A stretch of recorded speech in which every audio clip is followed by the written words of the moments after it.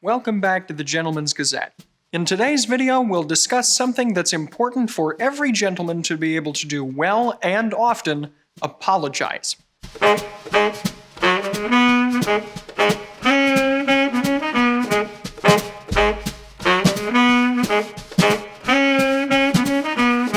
Inherent to the process of any apology can be feelings of failure, regret, insecurity, defensiveness, and indignation.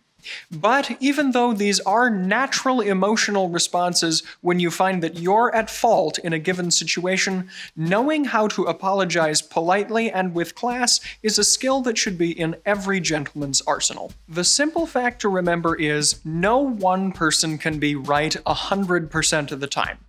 You may think you're right all the time, but if you do, I've got news for you. Not only does everyone else around you think you're insufferable to be around, but it's also simply not true. Of course, this is an extreme case that's easy to condemn, and we believe that most viewers here are aspiring to be gentlemen, and therefore probably don't believe that they're right 100% of the time. Still, even if you do apologize when you're at fault, there are skills that you can improve upon to make sure that your apologies will be received effectively, and that's what we're going to go over today. Some men are hesitant to apologize when they're in the wrong because they believe that it will look like a sign of weakness. The fact of the matter is, though, never apologizing for anything will be a losing tactic for you. By never apologizing, not only would you deny other people in your life the respect they deserve by getting a proper apology, but also you will in fact end up with the result that you're trying to avoid, which is that by never apologizing, you will actually look weaker. Phrased another way, apologizing is not actually a sign of weakness, and it doesn't mean that you're less intelligent, less competent, less successful, or have less potential. In fact, just the opposite. If you never apologize for anything, what this actually signals to others is that your ego is too fragile to ever admit being wrong. In other words, you'll just end up looking insecure rather than stronger in your convictions. Others will think that you're trying to avoid feeling bad for doing something you did, which is something that we all need to go through in order to grow as people. In other words, not apologizing to someone for something you did shows that you value your own ego more than the other person's feelings. Being strong in this regard, or if you prefer, being a gentleman, means doing the hard emotional work that's inherent to any strong relationship. And this, in turn, means that you should apologize well and apologize often when it is warranted. In fact, there are several benefits to good apologies.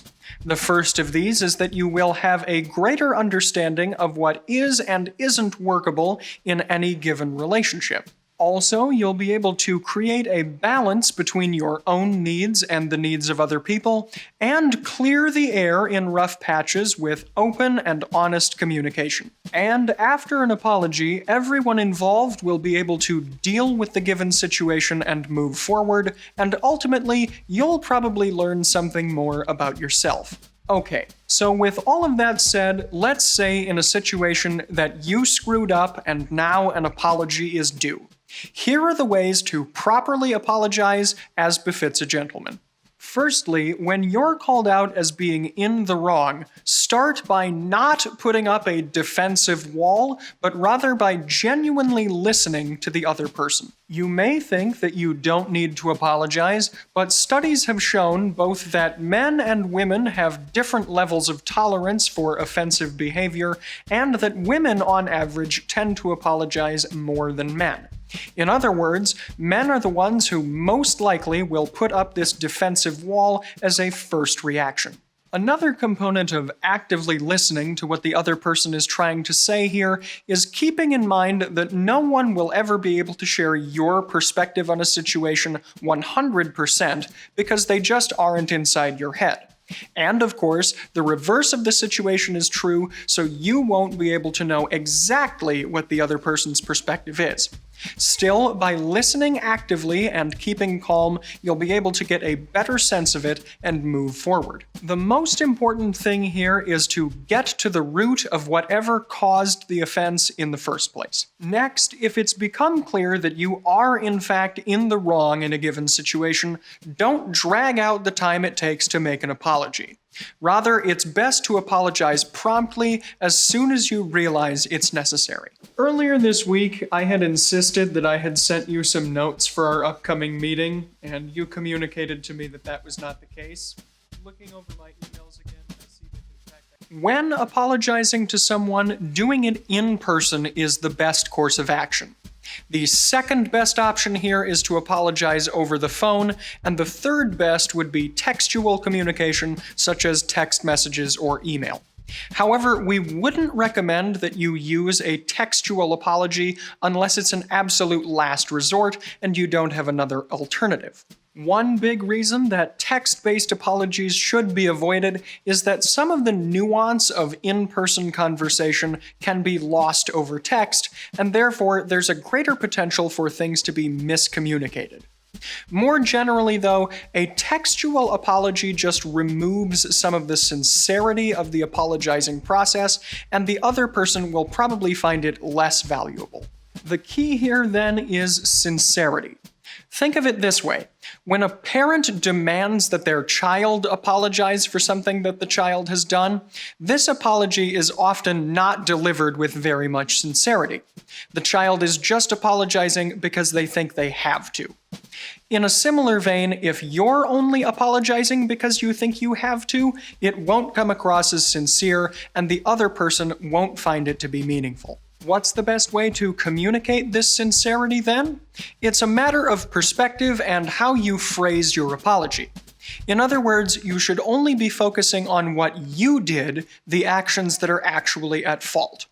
This is the key difference between a genuine apology like, "I'm sorry I did this," and a heavy-handed non-apology like, "I'm sorry you feel that way." In this latter case, what you're communicating is that you're not actually sorry for anything you did. You only think that the other person in the given scenario reacted in the wrong way. Also, don't add any qualifiers to your apology by saying something like, "I'm sorry, but." If you try to add anything else onto the apology, it will probably cheapen the sincerity and may also have the potential to, again, shift blame to another party, which you're trying to avoid doing. So, what happens when you're not the only person or party who's at fault in a given situation? In this case, you can acknowledge that everything wasn't entirely your fault, but also still apologize. You could say something like, "I'm sorry for my part in this." That way, you're still acknowledging responsibility while also communicating that you weren't the only one who was at fault, and yet at the same time, not shifting blame away from yourself. To summarize all of this then, just keep it simple. Start by saying you're sorry, then explain what you're sorry for, and third, if you feel like it, you can also add on what you plan to do in the future to avoid similar situations. The other party will probably appreciate an effort for proactive action on your part. Next, a few words here on how to move forward after an apology has occurred. Moving forward can be a simple process, but it can also sometimes be complicated. People may hold a grudge for a little while based upon something you've done, and frankly, it's at least somewhat in their right to do so if you did commit an act of wrongdoing. You shouldn't expect that an apology, even if it's one that's well-worded and sincere, is going to completely nullify any wrong thing you may have done in the first place. Instead, just make a commitment to be the bigger person and avoid committing the same mistake you did in the first place to warrant an apology. If you can actually show that your behavior is changing, the other person will be more likely to regain that respect for you that they had. In other words, not only should your apology be sincere, but so should your follow-through as you proceed into the future. Also, one other note here. If someone apologizes to you, it's important to accept their apology gracefully. In other words, don't meet them with hostility or dismissiveness. Just take their apology, especially if it's genuine, for what it is, and then hopefully you'll both be able to move on. To wrap up today, we're not saying that any man should necessarily think that he has to be a shrinking violet and apologize for everything under the sun. All we're saying is that when situations arise where you are actually at fault, it is important to give a sincere apology to the parties who were affected. By the way, if you found today's video useful, you can check out our full etiquette playlist here. In today's video, I'm wearing an outfit comprised largely of the colors of purple and blue. You can see a recent video we did on how to wear purple in menswear here. My central purple element is my shirt, which in fact features a small Glen check pattern of purple on a white background. In other words, the cumulative effect is that the shirt is light and pastel in color and therefore relatively subdued. My vintage pocket square features a purple center with a linear design and blue running around the border. The edge is still purple, however, so you can see both colors. The other purple elements in my outfit today are all from Fort Belvedere. The tie is wool grenadine, and it features a striped pattern in purple, petrol blue, and a thin gray. My cornflower boutonniere, while traditionally referred to as blue, definitely has a purple hue to it, and therefore harmonizes with all of the purple and blue elements of the outfit. My shadow striped socks actually have a base that's dark green in color, but it's so dark as to not be clashing with the other colored elements of the wardrobe. The shadow stripe itself on the socks is purple, and that's the more visible element. Also from Fort Belvedere today are my cufflinks, which are platinum-plated sterling silver and in a monkey's fist knot design. The other pieces of my wardrobe today are my sport coat, which features a charcoal herringbone weave that also has elements of brown, and this is echoed by my trousers, which are taupe in color. Finally, my shoes are dark brown suede Oxfords. And of course, you can find all of my Fort Belvedere accessories, including the tie, boutonniere, cufflinks, and socks in the Fort Belvedere shop here.